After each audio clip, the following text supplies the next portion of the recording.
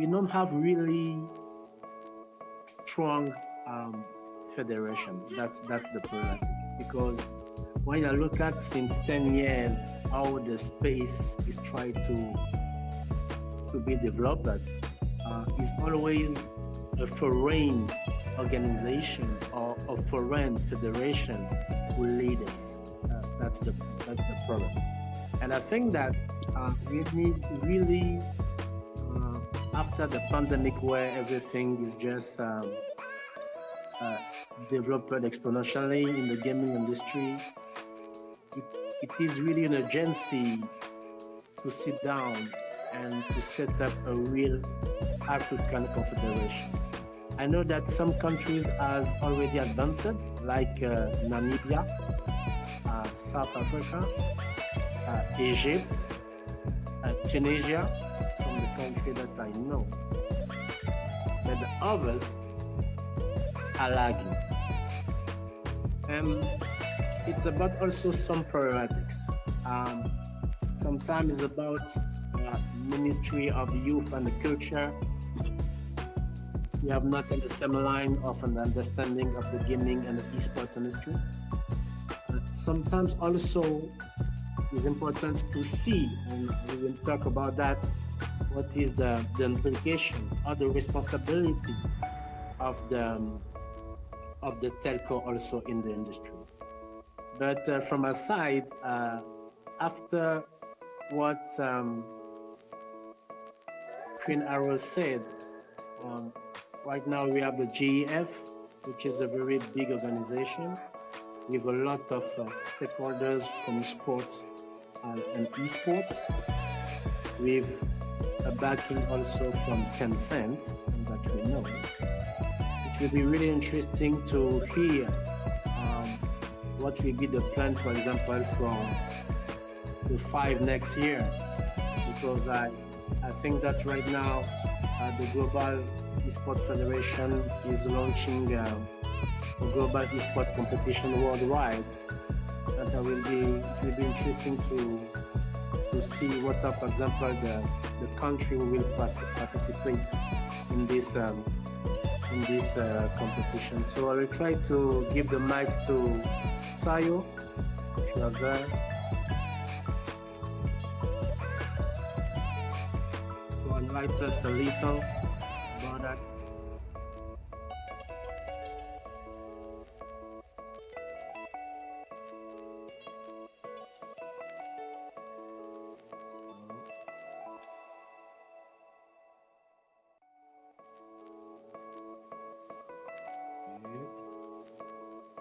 Sayo, do you receive my mandate to speak? Send it. Send it. Sufficiently. Okay.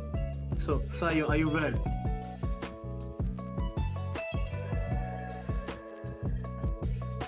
Hi, Kofi, can you hear me? Yes, very well. A little noise in the background, but it's good. So, can you tell us a little the plan of the GF for Africa? Okay. Yeah. So,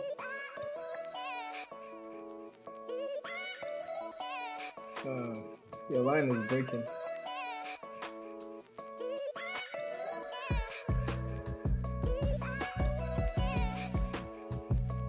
We hear you. We hear you very well.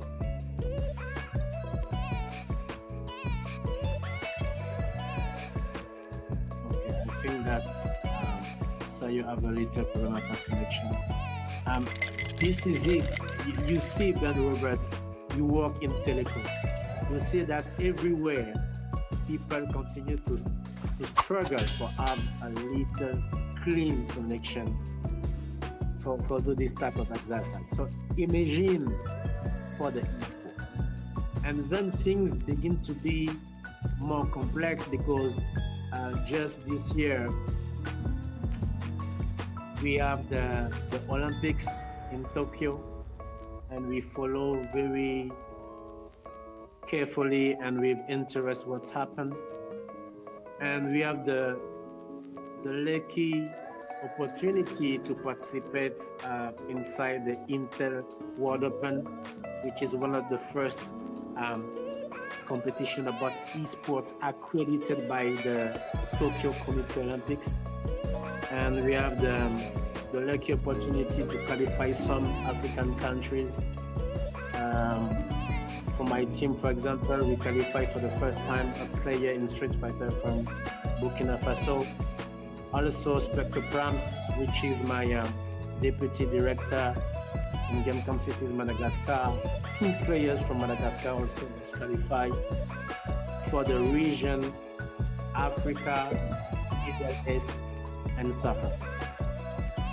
So at this moment, it's really an urgency to see the implication of all the stakeholders, and also give a deep implication with stakeholders who have the responsibility of the infrastructure, whatever the position on the continent, about giving to the players the right infrastructure, the leadership for be competitive internationally. So I will just to introduce you the stage, present yourself, and tell us a little about Liquid Telecom.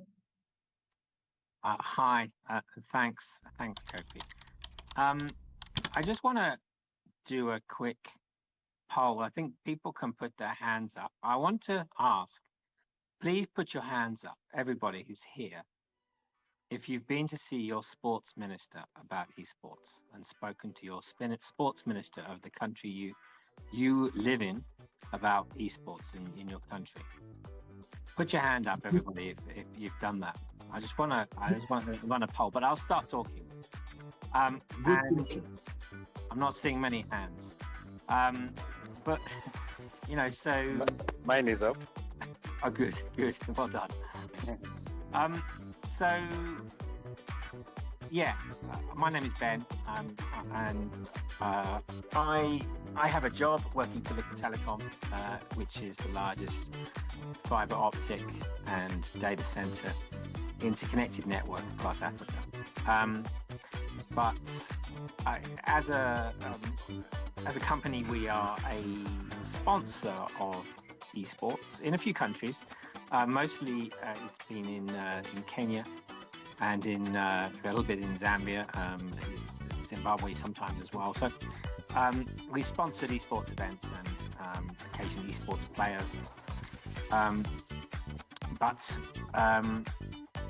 our responsibility is to provide a decent working internet, and we have infrastructure and fiber optic networks, I say data centers, but you know, that isn't quite enough, right? You know, getting connected to the internet, having a mobile data connection isn't sufficiently enough to be able to participate in fully in the digital economy, and certainly not when it comes to participation fully in you know, cutting edge things like esports. You really need to have reliable last mile connectivity. You need to have you know, a connection that isn't dropping you off and kicking you off Twitter Spaces. You need to have local data centers with servers where you can play esports.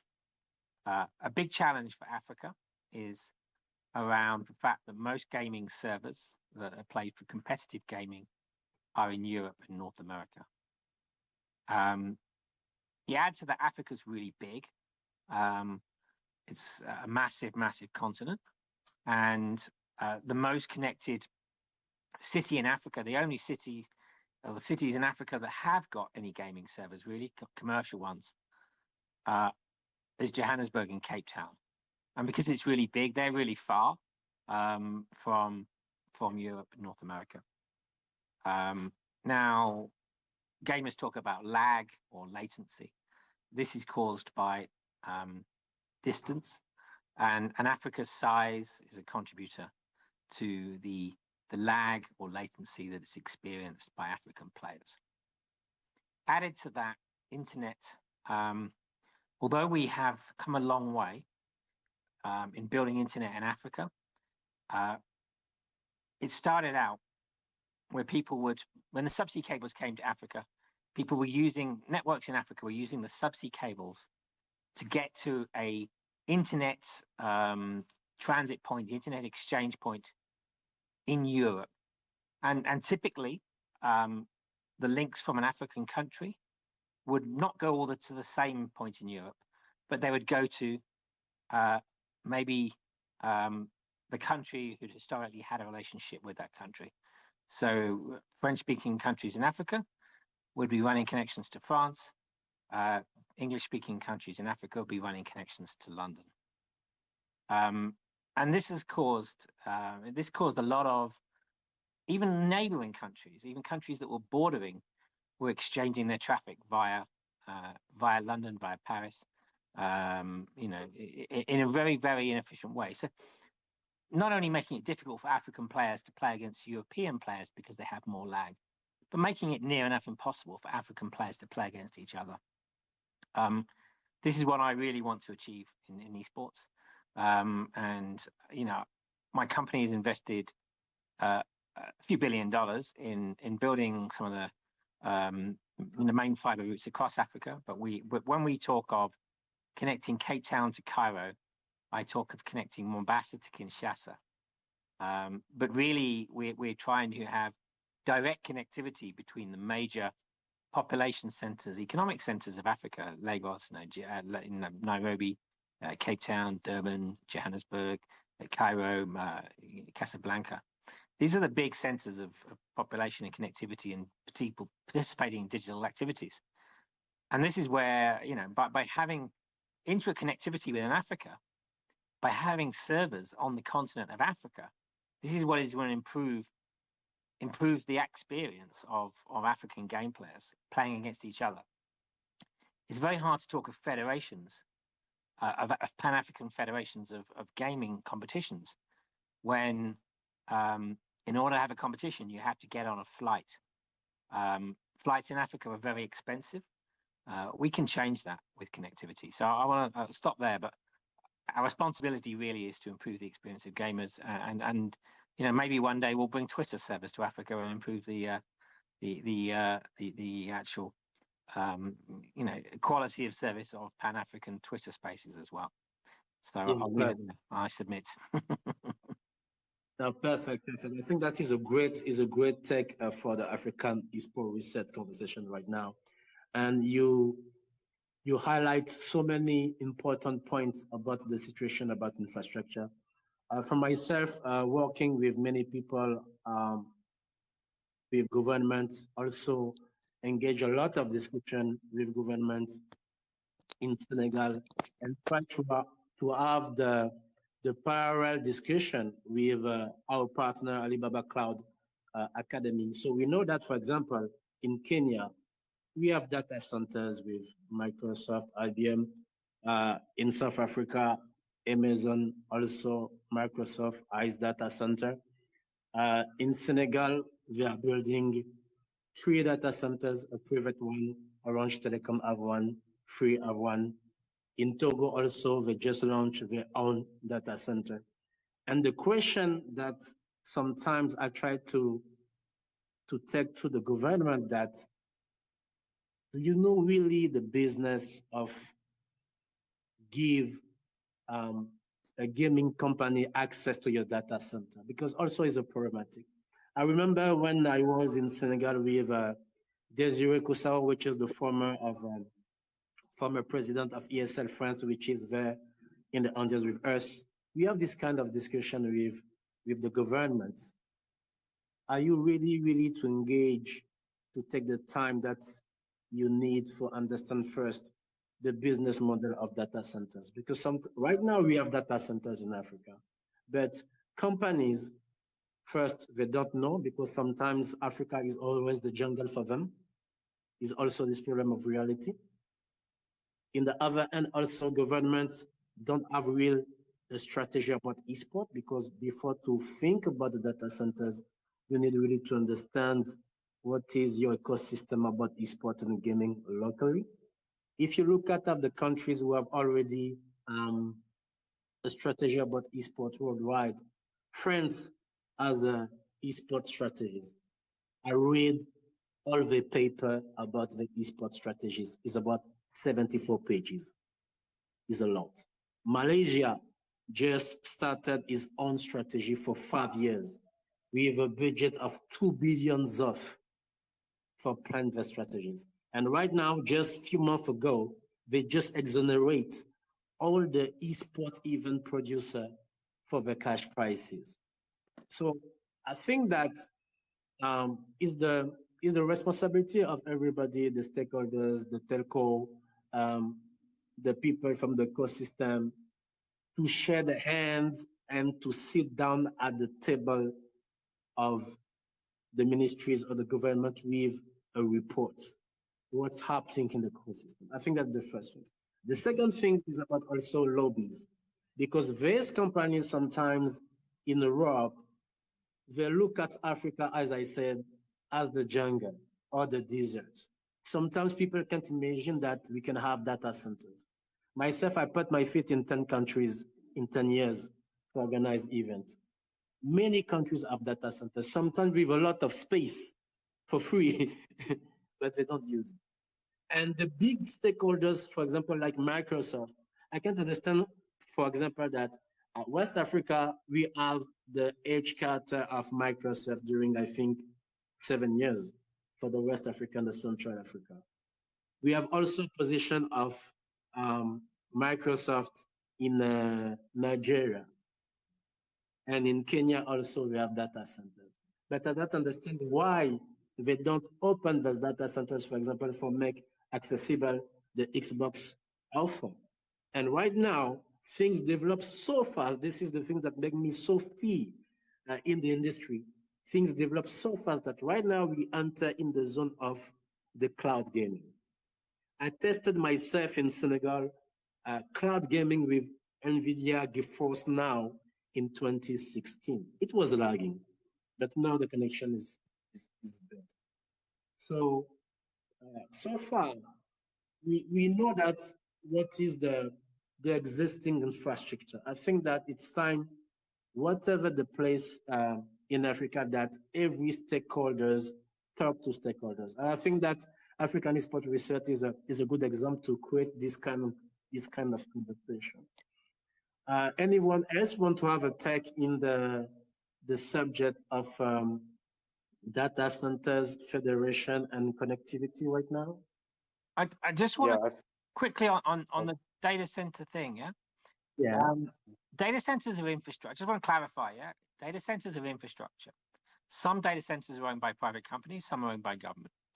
Yes. Companies like Microsoft, they come and they host in those data centers, they bring cloud. Yeah. But the gaming servers are hosted by the gaming publishers. So a game like FIFA, the gaming servers are hosted by Electronic Arts, right? So it is the gaming companies that host the servers. So the question you should be asking is, why don't the gaming companies bring their servers to Africa? That is the question. I don't talk anymore, but that's the question. If you want to get the question right, that's the right question. Yeah? Okay. Ivan, want to say something? Yeah, I had something. I think this was to Ben's earlier point. I hope you guys can hear me. Yes. Yeah, good evening, everyone. I'm Ivan Chivuka from Kampala, Uganda. That's in East Africa. I'm a Warzone creator, an aspiring creative entrepreneur. I'm 22. And I also run a gaming and esports brand in Uganda called Navia Rudem. So I was just looking at Ben's point when he asked the question of how many of us have actually approached our governments in regards to esports. Yeah. So I think I would also pose a question there, because I would look at, if you look at the esports pyramid, yeah, we're looking at basically you look at publishers first, then you have the players coming in, then you have the team owners, and then you have the teams. Yeah. So now the question there is, what role is a federation playing?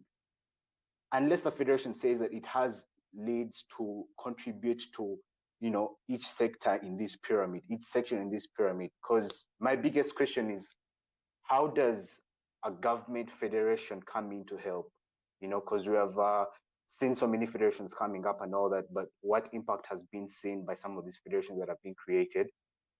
Personally, I think I'll give you a story. I have approached the Uganda Sports Association, and we've had this conversation before. Obviously, this was something that was massively new to them, and they weren't so open-minded to it because very few of them did understand it. And I 100% understood where they were coming from. But then I asked myself, why tussle so much to create a federation? Why not do what I have to do through my private organization? You know, that's kind of my biggest question. I want to see what role a federation is actually playing. Because when you look at a federation, you ask yourself, how sustainable is a federation? How much impact will the federation have? You know, why can't we formulate private organizations, maybe build some sort of business structure around them and let them carry out some of these roles that the federation would have carried out? Because federations are more inclined to the political infrastructure of a country. And once you kind of tend towards that way, there's so many, you know, things that hinder you. Most of the African countries, I know this is a very sensitive topic, but there's a lot of political instability in most of these countries. So if you have a federation inclined and has a bedrock of the government, I see that's kind of going to affect most of what we do. I would want to see more private organizations coming up and actually making some of these moves. So that's just kind of my question. What more can we do without federations? Do we necessarily need federations? And yeah, I think it would be good if we have, I don't know if we have one of the speakers who's currently running a federation. I would want to get their take on this. And I don't know, what do they think? Okay, I think that is an interesting take. Someone want to have a take on what Ivan said? You raise the hand. Nobody. Okay. Okay. Hello. Can everybody hear me? Yes, very well. Okay. Yes.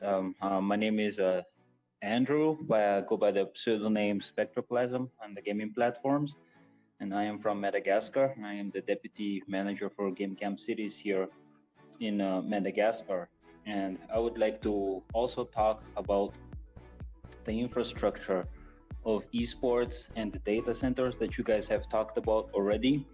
And for Madagascar's case, I can speak for Madagascar's case because I am one of the very few people who actually already went into talks with some of the ministers here in Madagascar, and also with some of the telecom, the internet providers, most likely Orange, which is very, very active here in Madagascar. And there is also Telma, which is a very, very active, and the sole owner of fiber optics here in our country. And looking back to what the previous speaker has talked about, saying that why can't more private people or private entities work closely in order to provide more help to the players, or in order to provide a better way of interacting with the publishers. The problem with that here is that the publishers do know that we play the games that they make.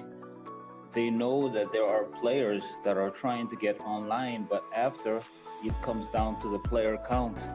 You know, if we're still 50 or 60 players playing that actively, none of them is ever going to look at as seriously. And that number is increasing each year, which is very, very optimistic. But the problem is, for the case of Street Fighter, we were playing in the running for the Intel World Open for the Olympics, and we were 5 to 10 players here in Madagascar that tried to qualify, and 2 of us qualified for the Intel World Open. But the very, very downside of playing games online is exactly that. You have micro lag, you have dropouts from matches, and sometimes you can't even see the player that you are playing with online at all, even though both players are connected online. And there is another group here in Madagascar, it's the Counter-Strike community, and they have signed a petition saying that maybe Valve should look into a solution for that, because we gamers here in Africa are suffering from lack of connectivity, and it is not solely the internet provider's fault, but it's also up to the publishers like Mr. Ben Rubin has explained early on, it's the game publishers that have the servers, and it's up to them to deploy the servers into different countries in order to create more interactivity. And the good thing about the Counter-Strike community is that once they did sign the petition, more and more African players went with them in that direction. And now we have a Counter-Strike server in South Africa, and the ping is very, very good, even for surrounding countries. But that enabled us in order to play more seriously, and more of the players around the world finally figured out, and they came to their senses, saying that, wow, in Africa, we thought it was just like Kofi said, it was just like deserts and just animals or something like that, but they never knew that there was a flourishing esports community going on in Africa and the surrounding countries. So coming back to that question, saying, why can't more private organizations work together in order to help the players and in order to create a more friendly ecosystem for everyone to play? I think the answer is the cost. The cost of making something like that happen in a country where it's just coming out of is still taking baby steps in order to compete in the world where everything is already well developed. While we're at a very, very big disadvantage, is that deploying something very new, even for large companies in the country, that still takes a great amount of money in order to find the right people, the right developers, the right technicians in order to install infrastructures like that. So I don't know if there are other people in Twitter space right now that understands the steps that we might need in order to facilitate this. But for the moment, for Madagascar's case, it's really down to the cost. Yeah, I can talk to the question. So I did a talk about 4 years ago, where I at an African internet conference where I was showing how internet packets from one country to another moved, right? So I started talking about Cape to Cairo. I talked of Mombasa to Kinshasa, I've already mentioned. But the worst one I did was Maputo to Madagascar. Maputo is only, I don't know, it's a very small distance from Madagascar, it's just across the Indian Ocean.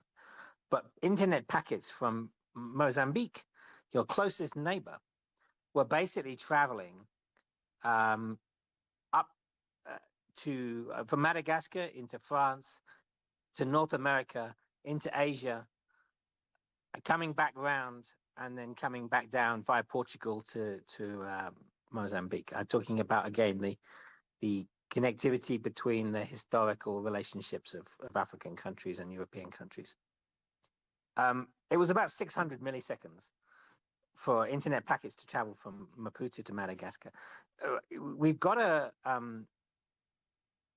connectivity issue, but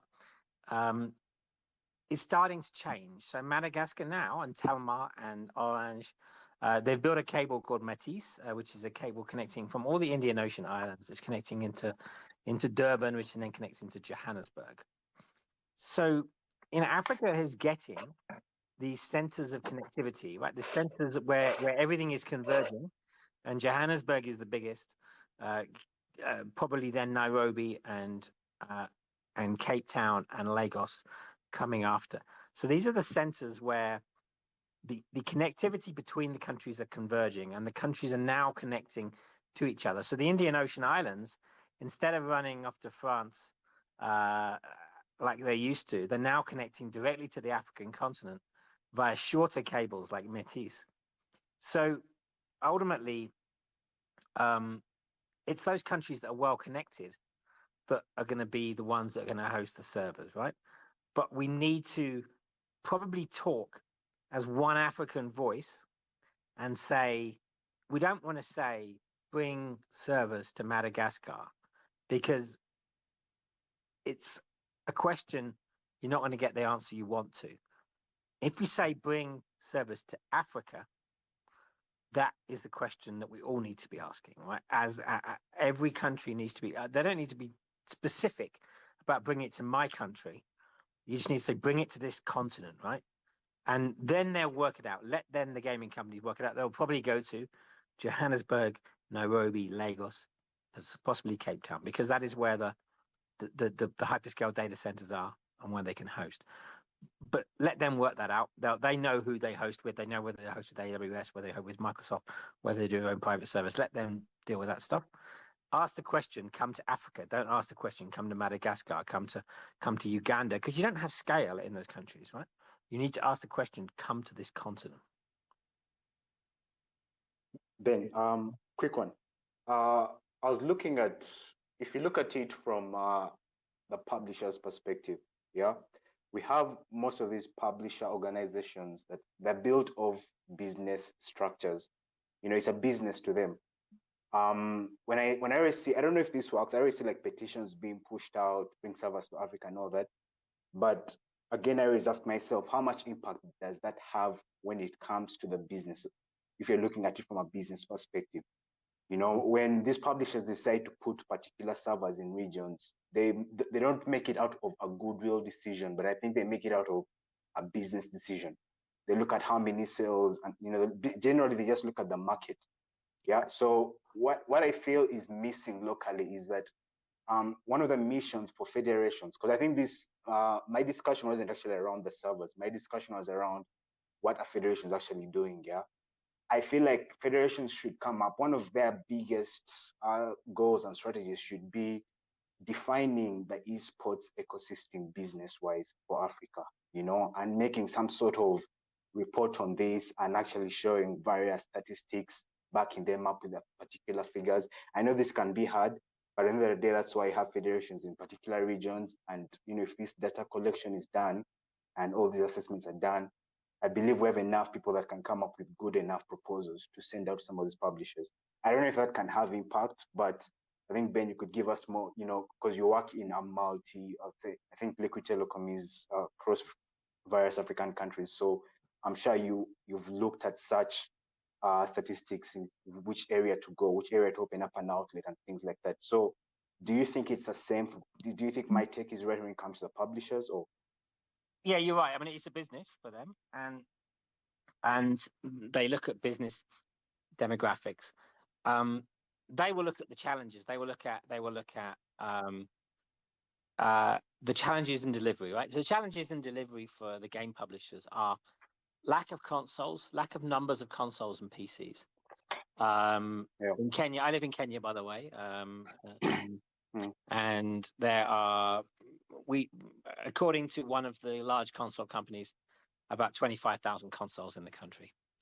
But they do not know, you know, the game publishers do not know that a lot of those consoles are in gaming cafes where people come, and you might have hundreds of people using a console a week rather than one person using a console. They do not know that. They do not know about gaming cafes. So we brought Phil Spencer to the head of Xbox globally. He came to Nairobi. We took him, and he was taken downtown to see the gaming cafes and everything else. You know, but the executives in the gaming companies, other than Phil Spencer, do not know this. They do not know where people are playing games. They see Africa as not being a great market. The basic stat is around mobile first, right? So most in terms of online gaming, most Africans are accessing internet on the mobile first of all. So the easier hook is into mobile gaming, companies with mobile games. But you know, the big hook is that the median age in Africa is 19. They're going to be 1 billion people under 30 in this continent. If they're not already, I don't know the exact numbers, but we're talking about 1 billion people under 30. There is no emerging market like that they've got. They have. There's no growth. There's no growth in many markets in the world, and the basic demographics of youth and the emergence of connectivity that is going on is what we need to be telling the gaming publishers. The opportunity is what we need to be selling them, not their stats. they need to see the opportunity. You need to take them downtown Kampala, take them to a gaming dive and show them what's going on in a cyber cafe with a couple of consoles. They need to see the reality on the ground. And then they'll start thinking of products and development strategies for Africa when they understand the passion for gaming. But they're not seeing it yet because they haven't been. Okay. So I think that the conversation is very interesting. But I want to take on that about the potential. So in 2017, us at Gamecampcities, we decided to make a little study about the population of Steam accounts in Africa. And we were very surprised about the numbers that we have. So far right now, regarding the data that we collected, we have more than 4 million PC gamers with an account on Steam in Africa. For Madagascar, it's turned around 99,000. For South Africa, is about 99,000. And Algeria has the biggest population, above 700,000, and in Senegal is less than 20,000. And when I look at that, I understand that, first of all, PC gamers are elite, first point. And we are not 10 million people just regarding the Steam accounts. But this little demography show the potential. For example, in Togo, my native country, we have just 40,000 people on a Steam account. Whatever the event that you will do, you have a population of 40,000 people who wait opportunities. They play at home on your connection, but you don't know. The thing also that's very important regarding the telco is to have people, for example, like you, Bill Robert, who understand the things very well, is not in every telco companies that we saw people who have a DNA in gaming. That's the big problematic also. They think telco. But right now, the thing that's very interesting, in the 5G era, when you look at the blueprints of, for example, the 5G, VR, AR, XR, gaming is popping. So right now, telcos don't have excuse anymore to ignore that they need to build something on the gaming things. And then come the value of the market, as you said. It's easy to have the numbers right now.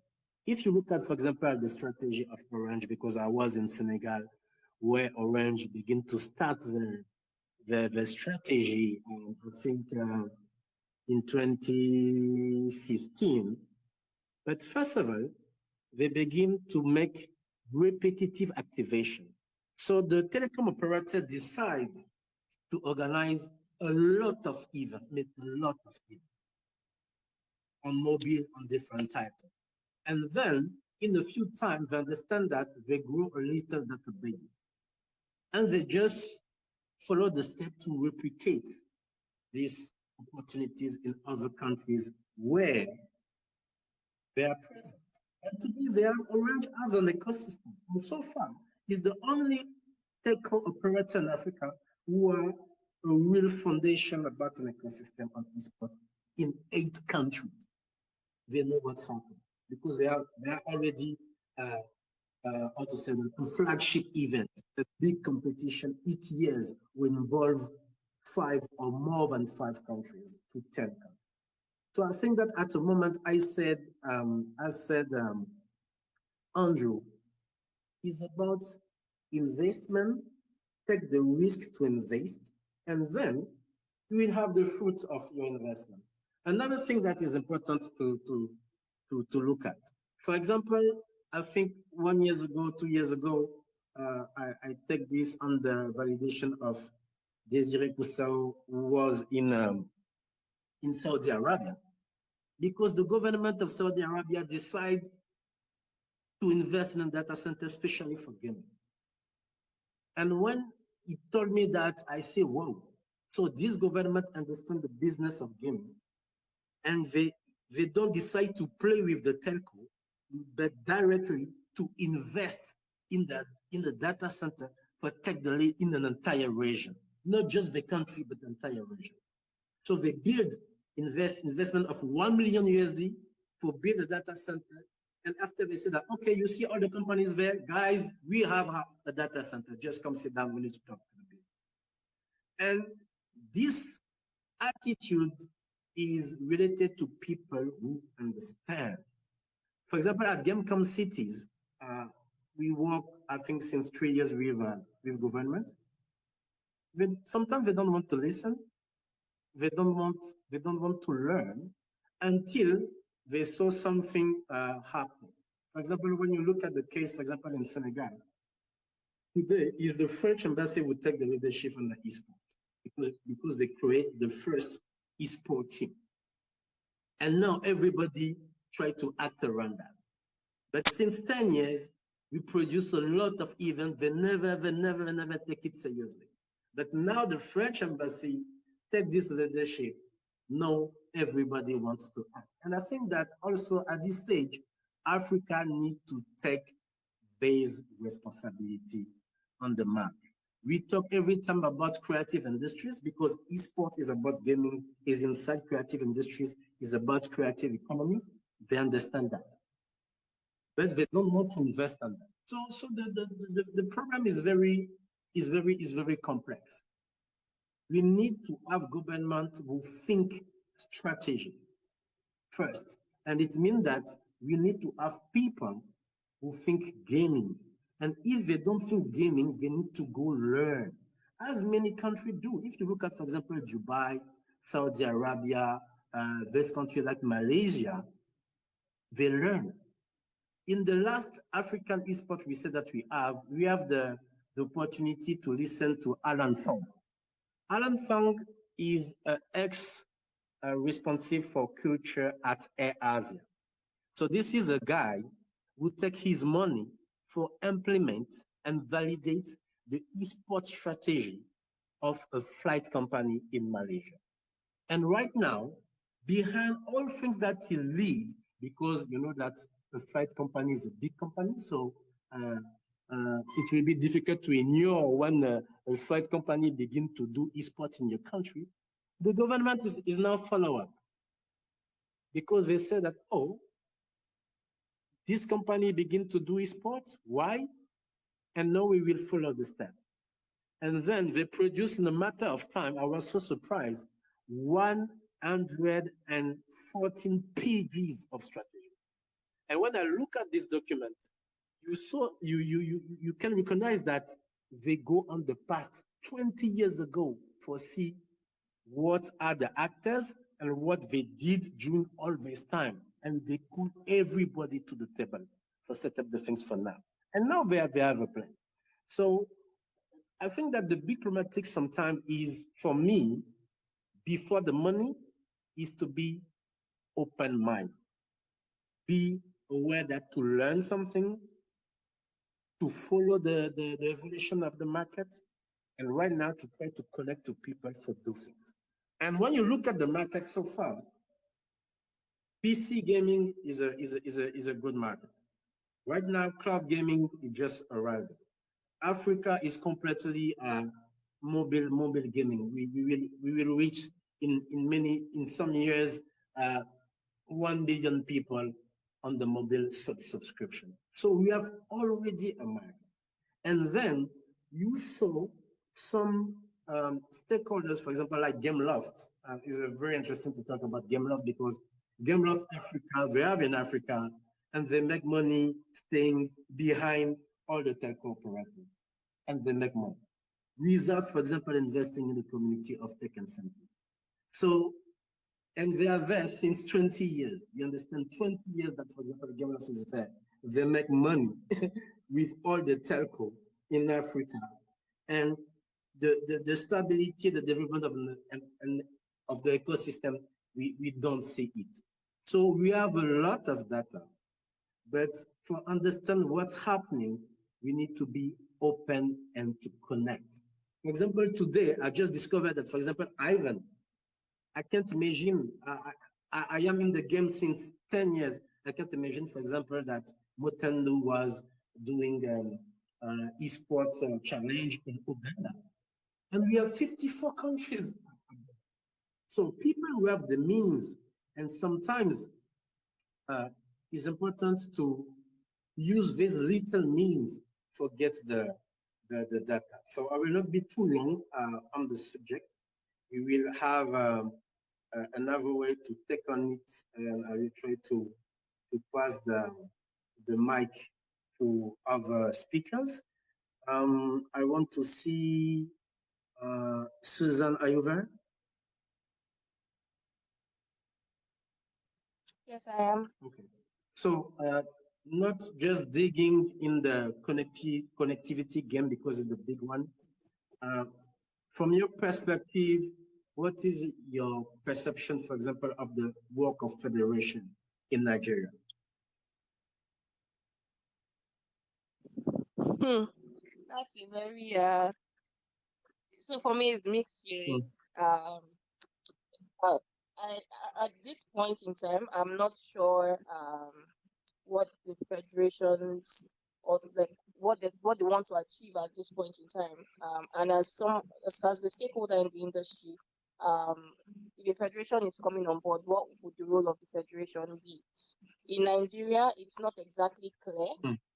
We know we need the necessary support, but what is the federation going to do to make sure that a lot of things are seamless for every stakeholder in the esports industry, in the gaming industry? We've not exactly seen that clear vision. From my own, this is my own opinion now, and from the perspective as well.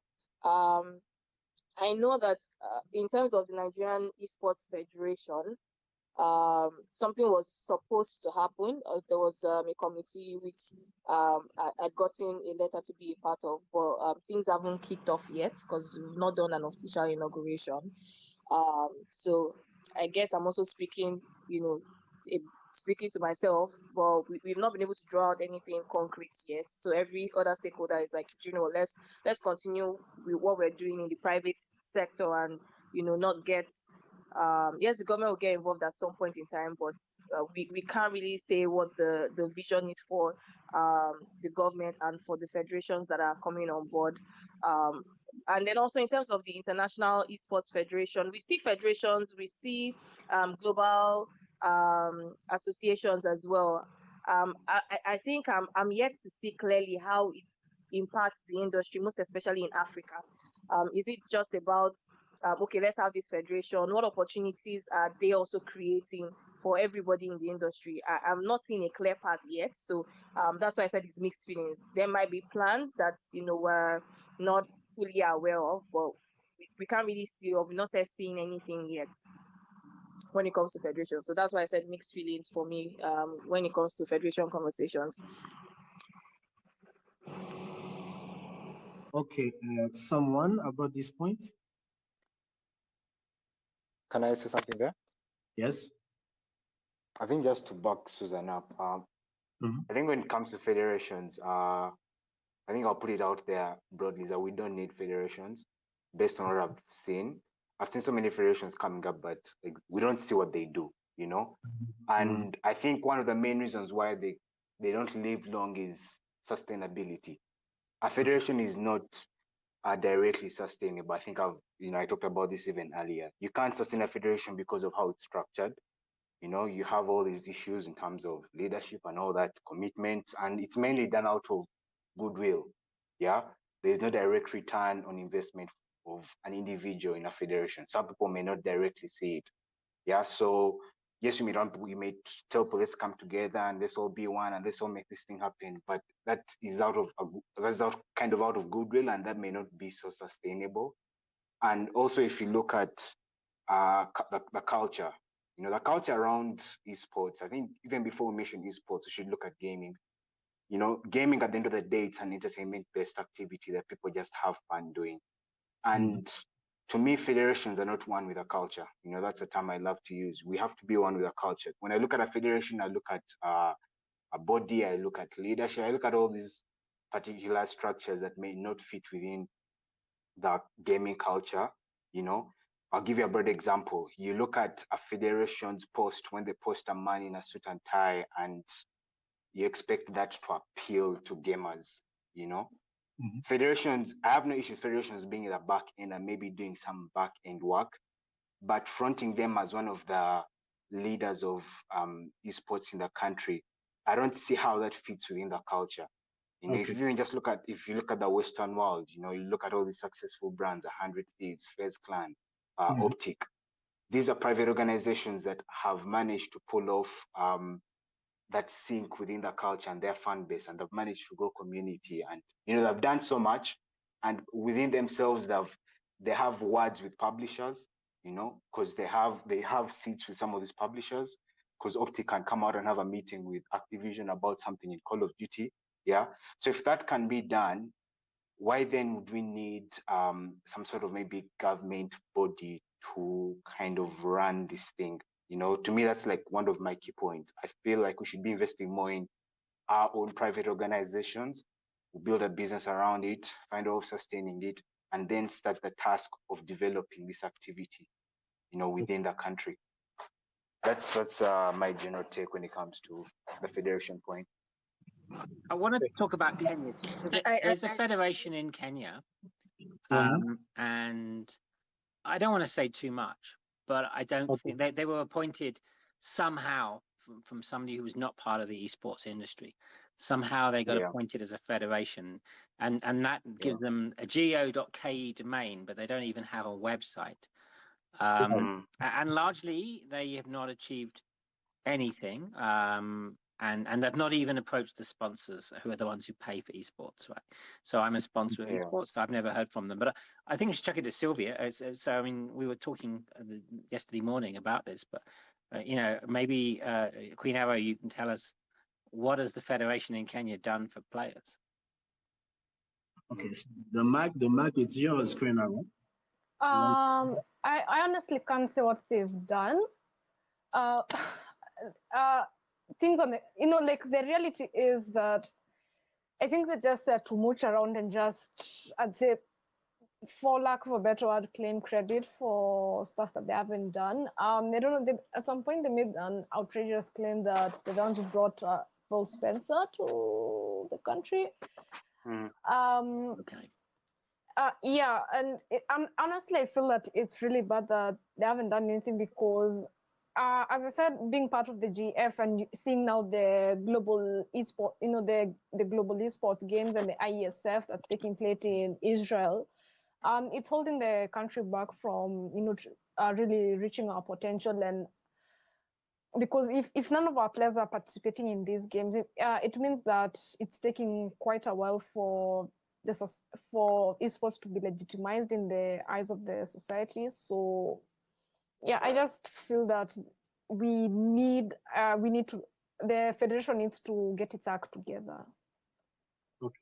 Okay, and just a little question for you. Do you think that the fact that you are now signed to UU gives you more credibility in the state of Kenya? Sorry, I didn't catch that. Do you think that right now, with the fact that you're signed an international programmer on the EU team, give you more credibility in Kenya? Sorry, it's that last bit I can't seem to hear. Sorry. Do you mean repeat that one last time? Okay, so I said, do you think that the fact that you are assigned pro player to EU Esport team give you more credibility in the local scene in Kenya? Yeah, I feel that it's showing that for a fact that esports is a legitimate career path, and you know, more and more people are taking an interest in esports.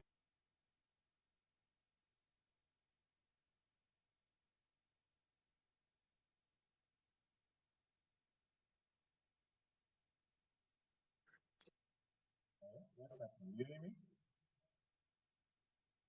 I think she muted. I accidentally muted everybody. Unmute yourself, Sylvia. Okay. Oh, okay. Sorry, I didn't catch that bit. What I was saying is that I feel that it's a good thing that me being sent to an international team offers more legitimacy to esports here in the country, because more and more people actually want to understand how they can, get the same, I'd say, privileges, and just grow the local esports scene as a whole. Okay, so for resume, I completely agree when we listen to the statement of Ivan that I think that federation in Africa need to raise their game. But when I look at, for example, to my data board there, when we saw Africa ecosystem about esports association federation, for example, I saw Ghana Esport Association, and I know that they do a lot of activities since many years. I saw Mind Sport South Africa also, pioneers in the space. I saw Tunisia Federation. I know that also they work a lot for send the players abroad at big competition. So I think that is not the same approach by countries. Some are more dynamic, some are less dynamic. But I will try to open the book about this perspective of culture, because when you look at, for example, at the federation in the esports academic sector in US, it's very impressive to see that, for example, the NASIF, which is the Federation of Scholastic Esport, they have already leagues who weight 200 million USD dollars in less than 5 years. So many people are focused on I think the elite pro team, pro esport. But me, since exactly 3 years, I'm very focused on the academic esport. So to permit to universities to raise their game on esports with education. That's why, for example, I was certified Microsoft Esport Education this year. And it was interesting to see, for example, this opportunity was bring from the British Esport Federation. So the British Esport Federation work closely with Microsoft for develop a curriculum for school about esports, including STEM. And now the Ministry of Education implement it on the level certification of peer review. So for be simple, Ministry of Education implement esports in the curriculum in the UK. This is what we are now about the evolution of the market. So I will try to give the mic to a specialist in education from Kenya. So Alexis, can you open your mic? You have the stage. Okay. Thank you very much. I hope I'm audible. Mm-hmm. Yes. All right. Thank you very much. Okay. My name is Alexis Mayaka Bosire. I come from Kenya, and I work for United Pan-Africanist Movement. This is a continental international organization, of course, here in Africa and also in the diaspora, as a global secretary for education and sports, for education and disability. But I'm also acting as the global secretary for sports.